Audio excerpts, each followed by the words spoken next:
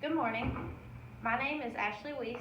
I am a registered nurse currently working at Beckley Appalachian Regional Hospital within the ER. I have been working there 2.5 years. I am in the bachelor's program right now, about to finish, and in this last semester we have been working on our change project. This change project was simply something that we found within our workplace that we needed to change or we felt could be better. So within the emergency department, we found that bedside reporting, we have a policy for it now, but very rarely implement. So with this change, we are now implementing bedside reporting at all times of change of shift. The goal in this project was to improve communication regarding care at change of shift. The objective was to implement bedside reporting on all patients in the emergency department at Beckley Appalachian Regional Hospital through an educational program / resource notebook, which will also be a part of orientation for all new hires.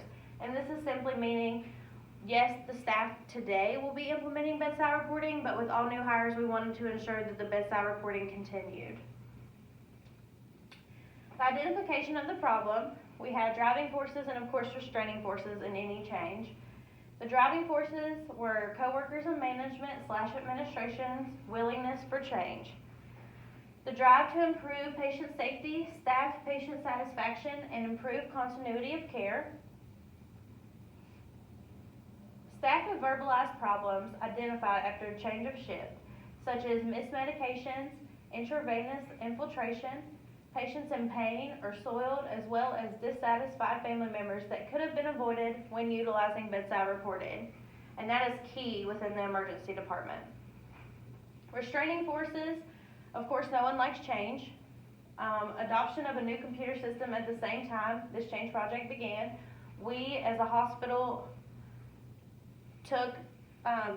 changed our computer system February 1st, 2019. It went live, and it was a hospital-wide project. So, of course, the whole hospital was in a tizzy. And then we added this change in the emergency department right on April 5th, 2019. This occurred. We went live. So, a lot of change at one time. And then another coworker was also facilitating their change project. Another coworker of mine, we worked day shift together and we're on the same schedule. So both of us having a change project was a little confusing. The description of the environment, I work at Beckley Appalachian Regional Hospital in the emergency department. Like stated before, we have 29 beds within the ER. We have 4 floors within the hospital. The 3rd floor has our ICU, which has 11 beds. And then we also have an OR on the 2nd floor, and we do have a psychiatric unit within the hospital as well. There are 3 units within that psychiatric unit. They have adolescents, A unit, which is our middle-aged, and then B unit, which is our older folks. These are some pictures of the ER and outside. This is room 29, one of our trauma code rooms. It has our crash cart here, our defibrillator, and it's one of our bigger rooms. We have 3 total. We have 28, 29, and 16 as our code trauma rooms. This picture right here is a patient being loaded up on our helipad. Woodrow Wilson's baseball field is right behind it.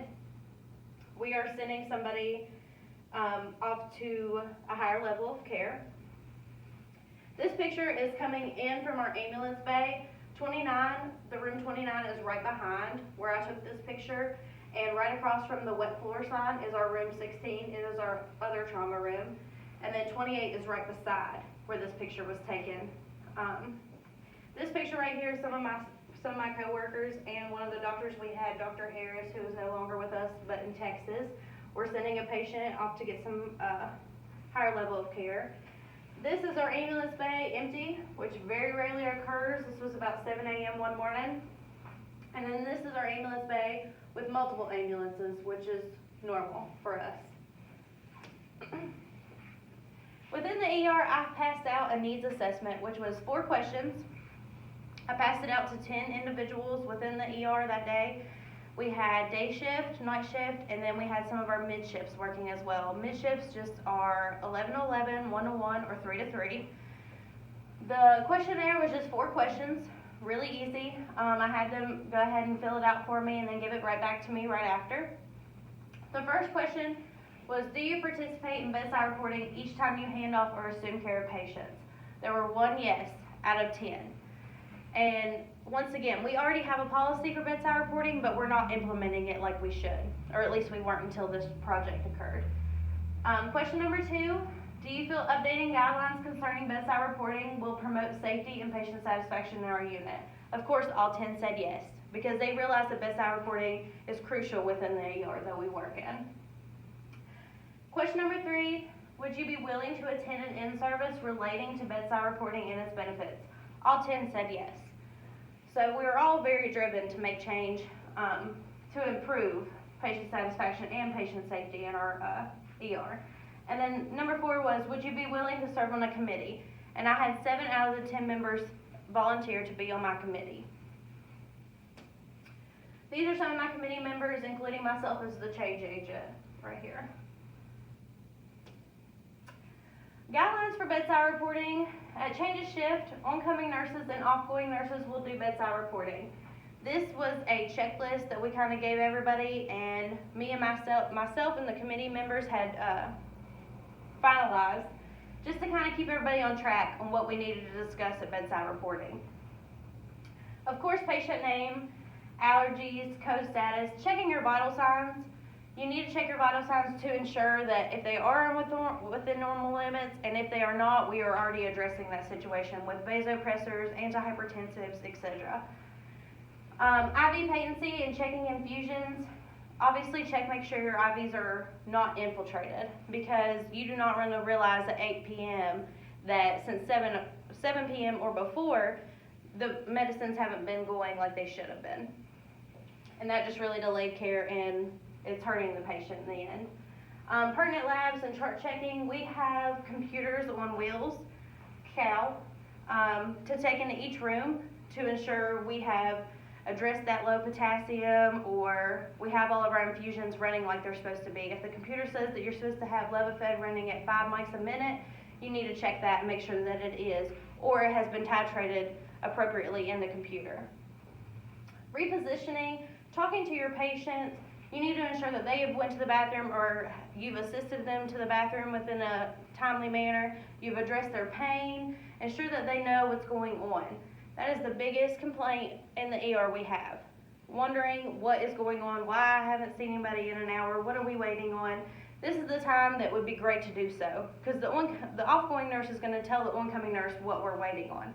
Are we waiting on a bed assignment? Are we waiting on the rest of our labs to be coming through? This is when you tell the patient and the family, so they're not wondering what they're waiting on. Safety precautions. Obviously, make sure your call light's in reach. Make sure if you have a seizure precautions patient that you have all the seizure precautions set up. The bed rails are, cushioned, everything. The exceptions for bedside reporting, things that need to be discussed in private. Obviously, if you've had a patient that has been raped, you're not going to discuss that right at the bedside. Or if there is possible neglect in the home with the child and the parents are right there, you do not want to discuss that right there at the bedside either. You can discuss that behind the nurse's desk. If the patient is finally asleep after you have relieved their pain, or like I had stated before, we do have a psychiatric unit, and most patients do come through the ER first. So if you have just chemically restrained them or physically restrained them, you do not have to have bedside reporting right there. You can go ahead and do the reporting behind the desk, but make sure you check on your patient right after. This is just simply to avoid agitating the patient any further. We went live April 5th, 2019. Of course, in the first couple weeks, we did have incidents where nurses did not perform bedside reporting, and I think that was a lot of just all the change at one time. But quickly, we fixed it right up, and everybody was loving bedside reporting after that. What worked well and what didn't work well. Staff and management administration excited and motivated for this change. The change of shift went very smoothly, and nurses seemed to be less stressed after accomplishing bedside reporting, because by 7:30, everything was done. You knew your patients were comfortable, you knew everything that were going on with your patients, and you could start your shift appropriately right after. The guidelines were set by committee members and change leader easily, and staff appreciated the guidelines. It was an easy checklist to go by, and quickly we got comfortable with it. The patients and families seemed to enjoy the interaction because you not only had one nurse but two nurses right there at the bedside to communicate with you, which they loved. Some staff was very hesitant for a change due to the adoption of the new computer system also occurring in the emergency department. Like I said earlier, a lot of change at once, nobody enjoys, but it worked. Some staff had difficulty with the addition of bedside reporting simply because no one likes change, but we did make the change and everybody loved it. So in closing, to do what nobody else will do, a way that nobody else can do, in spite of all we go through, that is to be a nurse.